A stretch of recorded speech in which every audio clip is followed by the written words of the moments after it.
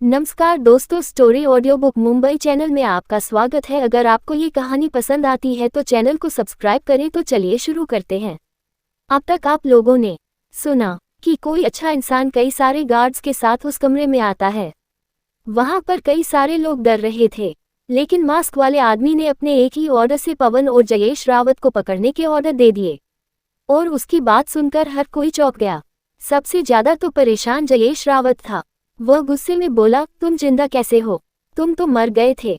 हालांकि जयेश का गुस्सा तो बस दिखावटी था, उसके अंदर तो डर की लहर तोड़ चुकी थी, क्योंकि उसके हिसाब से वह इंसान जिंदा ही नहीं होना चाहिए था।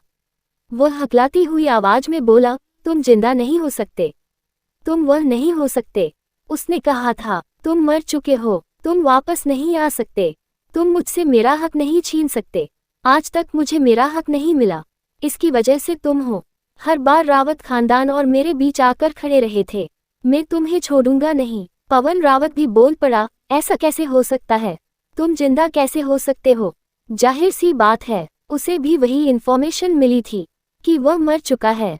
हर्षवर्धन अपने चेहरे से मास्क हटाते हुए अपनी खतरनाक नजर से उन दोनों को घूरते हुए बोला, इतनी तुम्हारी औकात नहीं है कि तुम हर्षवर्धन रावत को मार सको, और तुम्हें तो अभी कई सारी चीजों की कीमत चुकानी है, तो भला मैं तुम दोनों कैसे मार सकता हूँ?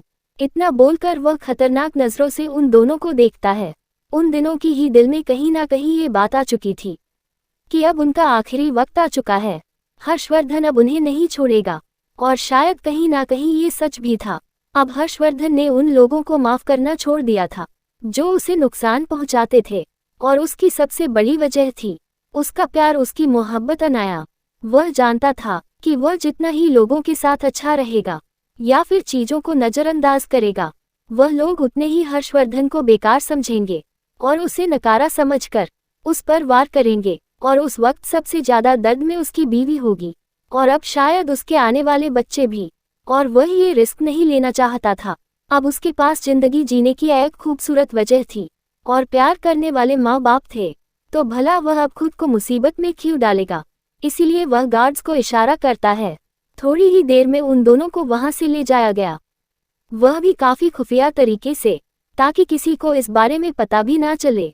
किसी को पता भी नहीं चला कि जयेश और पवन रावत कंपनी से ही गायब हो चुके थे। वही कंपनी के हॉल में अभी भी माहौल काफी गंभीर था, क्योंकि शेयर होल्डर डर के मारे अभी भी कोने में खड़े थे, और चारों ओर हर्षवर्धन के लोगों ने बड़े बड़े हथियार लेकर कब्जा कर लिया था। ऐसा लग रहा था जैसे कोई गैंग का लीडर कहीं पर कब्जा करने आया हो, लेकिन हर्षवर्धन को देखकर कुछ लोगों के चेहरे पर शांति के भाव आ चुके थे। ऐसा लग रहा था जैसे उन लोगों को अपना मसीहा नजर आने लगा हो। वह लोग धीमे धीमे करके आगे बढ़ने लगे। वही राजवीर रावत तो तुरंत आगे आए और अपनी धीमी आवाज में हर्षवर्धन को देखते हुए बोले, तुम वापस आ गए बेटा। तुमने इस बार डेड को बहुत ज्यादा डरा दिया। भले ही राजवीर रावत एक सख्त इंसान थे, वह औरतों की तरह ज्यादा बातूनी नहीं थे, और उनका मिजाज भी बिल्कुल हर्षवर्धन की तरह ही था। वह बस अपने परिवार और बच्चों के आगे ही कमजोर नजर आते थे। दुनिया के लिए तो वह हर्षवर्धन से भी ज्यादा खूंखार थे, लेकिन हर्षवर्धन की मौत की खबर ने उन्हें अंदर से तोड़ दिया था। एक बाप जो इतने संघर्ष करके मौत के मुंह से वापस आया था, सिर्फ अपने बच्चों के साथ एक अच्छी खुशहाल जिंदगी जीने के लिए, और बाद में उन्हें पता चला कि उनके बच्चे को किसी ने मार दिया है, तो उनके दिल पर क्या बीती होगी। और यही हाल अभी राजवीर रावत का था। वह भले ही सख्त इंसान थे, लेकिन हर्षवर्धन की मौत की खबर ने उन्हें अंदर से तोड़ दिया था। जैसे सालों पहले हर्षवर्धन टूटा था अपने मॉम डैड की खबर से। इस दर्द को हर्षवर्धन भी समझता था, इसीलिए तो कभी इमोशन न दिखाने वाला हर्षवर्धन भी बिना कुछ कहे आगे बढ़ा और अपने पिता को गले लगा लिया। यह नज़ारा दिखने में काफी सुकून भरा था। दो सख्त मिजाज आदमी एक दूसरे को अपनी भावना दिखा रहे थे। हर्षवर्धन गंभीर आवाज में बोला, डेट शांत हो जाए, सब कुछ ठीक हो जाएगा। अब मैं आ गया हूं ना। फिर वह अपनी एक नज़र पीछे खड़े हुए शेयर होल्डर की भीड़ को देखते हुए कड़क आवाज में बोला, रजत, इनमें से जिन लोगों ने अंत तक हमारा साथ दिया और हर मुश्किल में हमारे साथ खड़े रहे, उन्हें कंपनी के कुछ अतिरिक्त प्रॉफिट दे दो और उनकी मदद करो। और जो लोग हमारे खिलाफ गए थे और हमें धोखा दिया था, उन्हें कंपनी से बाहर फेंक दो। याद रखना कि वह पूरे एशिया में कहीं पर भी बिजनेस ना कर पाए। उन्हें पता होना चाहिए उन्होंने किस धोखा दिया है। इतना बोलकर वह अपने डेड को देखकर बोला, चले डेड। वही कंपनी के शेयर होल्डर्स जो अब तक खामोश खड़े थे, वह डर से कांपने लगे, क्योंकि कुछ लोगों ने खुलेआम हर्षवर्धन को धोखा दिया था। उनके हिसाब से हर्षवर्धन जिंदा नहीं था और मरने के बाद कोई बदला नहीं लेता, इसीलिए वह बेखौफ होकर हर्षवर्धन के खिलाफ चले गए थे। लेकिन अब अफसोस करने के लिए काफी देर हो चुकी थी।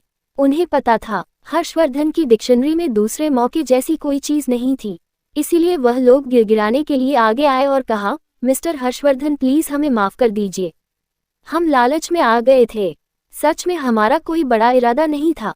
उसमें से कुछ शेयर होल्डर कह रहे थे, हमें धमकाया गया था, हमारे परिवार को टारगेट किया गया था, इसीलिए हम आपके खिलाफ गए।